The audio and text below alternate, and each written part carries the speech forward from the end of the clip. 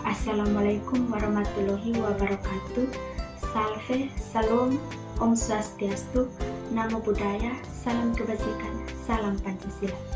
Perkenalkan, saya Nelda Yohana Nilotet dengan NIM 2201070030 semester 3 Program Studi Pendidikan Pancasila dan Kewarganegaraan Fakultas Keguruan dan Ilmu Pendidikan Universitas Nusa Cendana Kupang. Dengan video kali ini saya membuat untuk memenuhi tugas akhir semester pada mata kuliah Ideologi Negara. Pada kesempatan kali ini saya akan menjelaskan mengenai kasus yang kedua, yaitu cengkeraman asing di Labuan Bajo. Saya akan menjelaskan sedikit mengenai Labuan Bajo. Labuan Bajo terletak di Flores, Nusa Tenggara Timur, adalah salah satu destinasi wisata terkenal di Indonesia, terutama dengan keindahan alamnya dan keberadaan komodo, hewan purba yang ada di Indonesia. Dalam beberapa tahun terakhir, Labuan Bajo telah menjadi fokus investasi baik lokal maupun asing, terutama dalam sektor pariwisata. Investasi asing seringkali menimbulkan kekhawatiran tentang dampaknya terhadap komunitas lokal dan lingkungan. Misalkan, ada kekhawatiran bahwa investasi asing bisa mengakibatkan gentrifikasi, di mana penduduk lokal mungkin terpaksa pindah karena kenaikan harga properti dan biaya hidup. Ada juga kekhawatiran tentang dampak investasi asing terhadap lingkungan, mengingat Labuan Bajo adalah rumah bagi masyarakat spesial dan ekosistem yang rentan. Namun di sisi lain, argumen bahwa investasi asing bisa membawa manfaat ekonomi seperti penciptaan lapangan dan peningkatan infrastruktur. Investasi asing di Labuan Bajo seperti banyak tempat lain memiliki potensi untuk memberikan dampak positif dan negatif terhadap komunitas lokal. Dampak positifnya adalah investasi asing dapat membantu mendorong pertumbuhan ekonomi lokal. Ini bisa berarti penciptaan lapangan kerja baru, peningkatan pendekatan bagi penduduk lokal, dan peningkatan infrastruktur dan fasilitas. Misalnya pembangunan hotel dan resort bawah dapat menciptakan pekerjaan di bidang pariwisata dan perhotelan. Namun di sisi lain, ada juga potensi dampak negatif. Salah satu kekhawatiran utama adalah gentrifikasi, di mana peningkatan investasi dan pembangunan dapat menyebabkan kenaikan harga properti dan biaya hidup, sehingga membuat penduduk lokal kesulitan untuk tinggal di daerah mereka sendiri. Selain itu, ada juga kekhawatiran bahwa investasi asing dapat mengubah cara hidup dan budaya lokal. Misalnya, jika investasi asing berfokus pada pembangunan pariwisata mewah, ini bisa berarti bahwa tradisi dan budaya lokal menjadi kurang diprioritaskan. Penting untuk dicatat bahwa dampak investasi asing dapat bervariasi tergantung pada banyak faktor, termasuk jenis investasi dan investasi dikelola dan bagaimana pemerintah lokal dan komunitas merespon. Oleh karena itu, sangat penting untuk melakukan penelitian dan diskusi yang mendalam sebelum membuat keputusan tentang investasi asing. Kasus cengkeraman asing di Labuan Bajo dan tempat-tempat lain di Indonesia bisa menjadi ancaman bagi ideologi negara jika investasi asing tidak dikelola dengan baik dan tidak sejalan dengan prinsip-prinsip Pancasila dan Undang-Undang Dasar 1945. Yang pertama, jika investasi asing mengakibatkan gentrifikasi dan pengusiran penduduk lokal, ini bisa bertentangan dengan prinsip keadilan sosial bagi seluruh rakyat Indonesia. Penduduk lokal harus mendapatkan manfaat dari investasi di daerah mereka, bukan malah menjadi korban dari perkembangan tersebut. Yang kedua, jika investasi asing tidak memperhatikan kelestarian lingkungan dan keberlanjutan, ini bisa bertentangan dengan prinsip keberlanjutan dan keadilan generasi muda. Labuan Bajo adalah rumah bagi banyak spesies unik dan ekosistem dan merusaknya berarti merusak warisan alam bangsa. Yang ketiga, investasi asing mengubah cara hidup dan budaya lokal. Ini bisa menjadi ancaman bagi keberagaman budaya dan identitas sosial Indonesia. Namun penting untuk diingat bahwa investasi asing bukanlah hal yang buruk secara negara.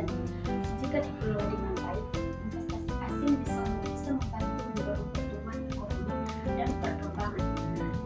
penting adalah bagaimana kita sebagai bangsa mengelola dan menggunakan investasi tersebut agar sejalan dengan ideologi dan kepentingan masyarakat.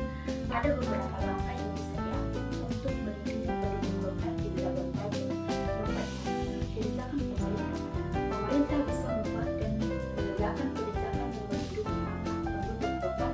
Misalnya, ada regulasi yang membatasi perjalanan tanah seperti investasi asing atau memastikan bahwa pembangunan baru tidak mengganggu investasi.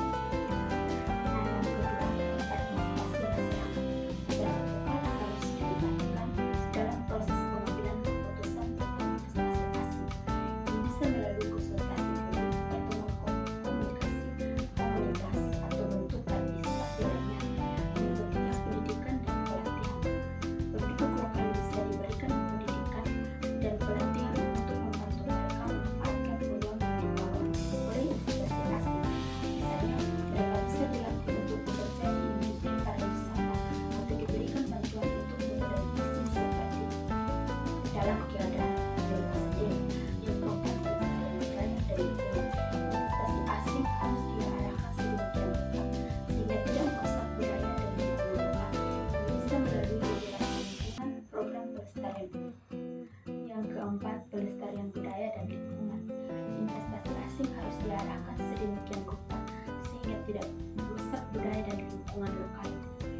Ini bisa melalui regulasi lingkungan, program pelestarian budaya atau inisiatif serupa. Yang kelima, pembangunan berkelanjutan. Investasi asing harus diarahkan untuk mendukung pembangunan berkelanjutan. Ini berarti memastikan bahwa pembangunan tidak hanya memberikan manfaat ekonomi jangka pendek, tetapi juga mempertimbangkan dampak jangka panjang terhadap di lingkungan dan masyarakat. Semua langkah ini memerlukan kerjasama di antara penduduk, masyarakat, dan investor. Menjaga eksistensi Pancasila sebagai ideologi negara membutuhkan upaya dari semua elemen masyarakat. Berikut yang pertama, pendidikan. Pendidikan tentang Pancasila dan nilai-nilainya harus diberikan sejak dini, baik di sekolah maupun di rumah. Ini penting untuk memastikan bahwa generasi muda memahami dan menghargai Pancasila sebagai dasar negara. Yang kedua, penerapan nilai Pancasila dalam kehidupan sehari-hari. Nilai Pancasila harus diterapkan dalam kehidupan sehari-hari, baik dalam interaksi sosial maupun dalam pengambilan keputusan. Yang ketiga, penguatan lembaga negara.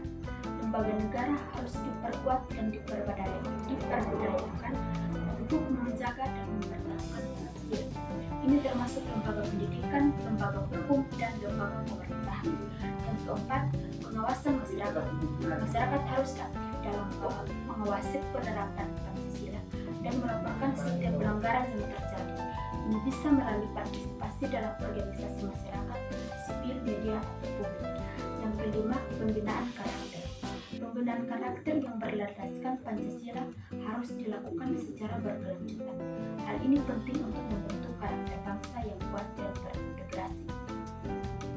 Kasus cengkraman asing di Labuan Bajo bisa menjadi ancaman bagi ideologi negara karena dapat mempengaruhi kedaulatan dan kemandirian negara. Labuan Bajo adalah salah satu destinasi wisata utama di Indonesia yang memiliki potensi ekonomi yang besar. Jika kontrol atas wilayah ini dikuasai oleh pihak asing, bisa menjadi mereka akan mempengaruhi kebijakan dan keputusan yang diambil di wilayah tersebut. Selain itu, jika pihak asing memiliki kontrol yang besar atas sumber daya alam dan ekonomi di wilayah tersebut, ini bisa berdampak atas distribusi, kekayaan, dan kesempatan kerja bagi masyarakat lokal. Hal ini bisa menimbulkan ketidakadilan sosial dan ekonomi yang berpotensi mengganggu stabilitas sosial dan politik di wilayah tersebut. Namun penting untuk diingat bahwa investasi asing tidak selalu negatif. Dengan manajemen yang baik dan regulasi yang tepat, investasi asing bisa membantu meningkatkan pembangunan dan pertumbuhan ekonomi di wilayah tersebut. Yang penting adalah bagaimana pemerintah dan masyarakat setempat bisa memanfaatkan investasi tersebut untuk kepentingan milik sendiri dan menjaga agar tidak merugikan kedaulatan dan kemandirian negara. Dan kita sebagai generasi muda, ada beberapa langkah yang bisa kita lakukan untuk menghadapi kasus cengkeraman asing di Labuan Bajo. Yang pertama, pendidikan dan pengetahuan. Pertama-tama kita perlu memahami isu ini secara mendalam, belajar tentang sejarah, ekonomi, dan politik di Labuan Bajo. Nah, di Labuan Bajo secara umum, dengan pengetahuan ini, kita tidak bisa membuat argumen yang berdasar dan berpartisipasi dalam diskusi publik tentang isu ini. Yang kedua, advokasi dan aktivitisme. Kita bisa menggunakan platform media sosial dan jaringan untuk melakukan menyebarkan kesadaran tentang isu ini. Kita juga bisa bergabung dengan atau mendukung organisasi yang bekerja untuk melindungi kedaulatan dan kemandirian Indonesia. Yang ketiga, pilihan konsumsi. Sebagai konsumen, kita memiliki kekuatan untuk mempengaruhi pasar. Kita bisa memilih untuk mendukung bisnis lokal dan produk Indonesia yang pada gilirannya dapat membantu ekonomi lokal dan mengurangi ketergantungan dan investasi asing. Yang keempat, kita bisa menggunakan hak pilih kita untuk mendukung kandidat dan partai yang berkomitmen untuk melindungi kedaulatan dan kemandirian Indonesia. Kita juga bisa berpartisipasi dalam demonstrasi dan kampanye publik untuk menekan pemerintah agar membuat kebijakan yang pasti dan yang baik. Yang kelima, pendidikan dan pelatihan. Kita bisa meningkatkan keterampilan dan pengetahuan kita untuk berkontribusi dan pembangunan ekonomi lokal.